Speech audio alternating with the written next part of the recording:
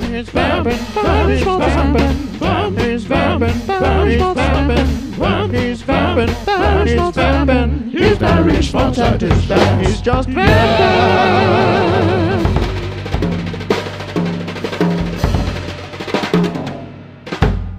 Hello, I'm Barry Schmaltz. And the show, Just Vamps. Just Vamps here. Oh yeah.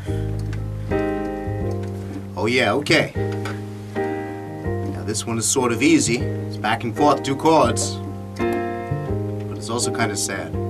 You can hear it. You can hear the sadness in the voicings and in the key. Yeah, sort of a wistful sadness, like sort of the sighing on the plains. The plains, the winds on the plains there, sighing with sadness. Ah, am I evoking something, an emotion perhaps there? No, I'm just sort of kidding. I'm sorry, I'm trying to tweak a feeling there. I'm abusing my understanding of neurochemistry and how the brain environments are supported by a certain type of sound underneath it, and how I can make I'm exploiting you, in other words, to evoke a reaction. Cheap thing of me to do. I'm sorry, I'm terrible. I never should have done that. I don't know what I was thinking. On the other hand, maybe I'm feeling bad that I'm being a little self-indulgent by playing instead of a happy, jaunty vamp, choosing this sort of reminiscent one there in which we reminisce. So I don't know. I have mixed feelings. I have a lot of guilt. I have a lot of emotions there that I feel very deeply. I'm Barry Schmaltz, very, very deep feeler. Hats off to deep feelings. Yeah, because you know, nothing lasts forever. Even everything. You know what I mean? Even everything. Yeah, like that wind there. Sometimes things are gone after a while. And all you're left with are your memories.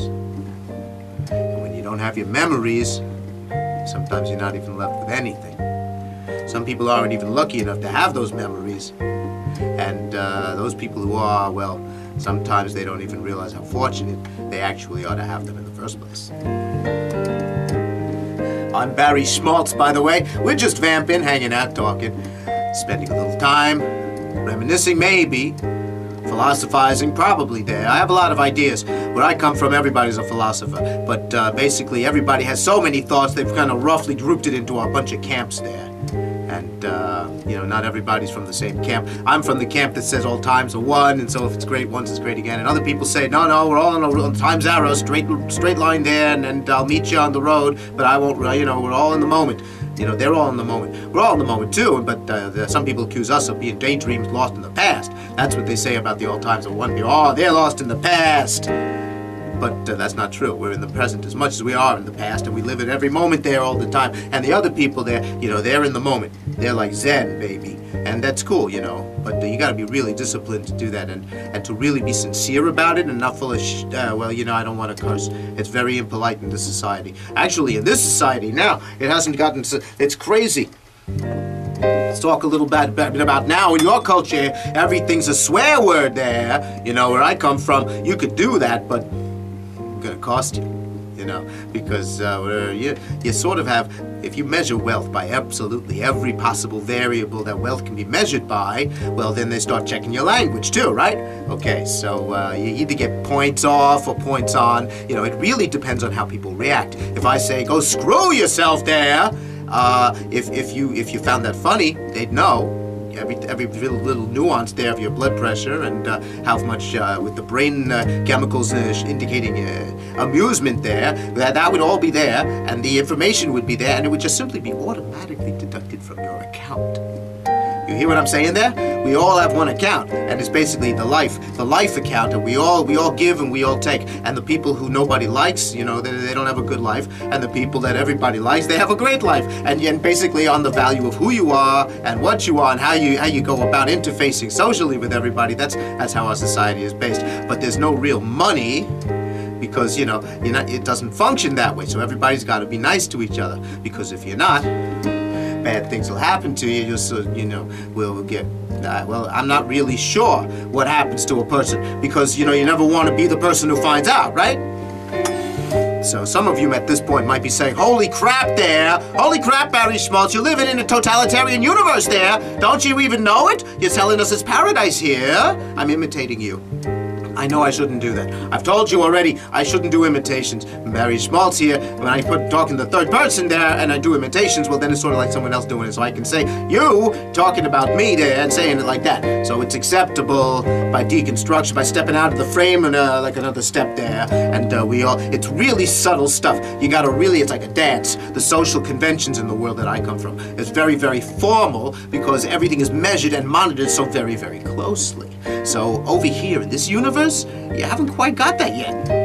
You're very, very free. You people, it's wonderful. It's a blessing, a deep blessing for all of you there that you have so much freedom already. This is a wonderful place. Don't get me wrong. This is fantastic what you got right here. You should be so lucky because you cannot enforce paradise. You can't enforce it without taking away an element of, perhaps we should call it privacy. It's a notion that is sort of obsolete in the world I come from. But you people are fetishizing, if you know what I'm saying, fetishizing the watching each other thing. You've got all your little pictures and you set them up there on the webs there and you show everybody everything and everybody knows everything about everyone all the time. You're making a mistake there. You're crossing it too far. You're gonna screw yourselves. And there are too many people here already. You got more than 7 billion already, and you gotta watch out. So a dire warning of things to come from Barry Schmaltz. I've gone on enough. So watch this here.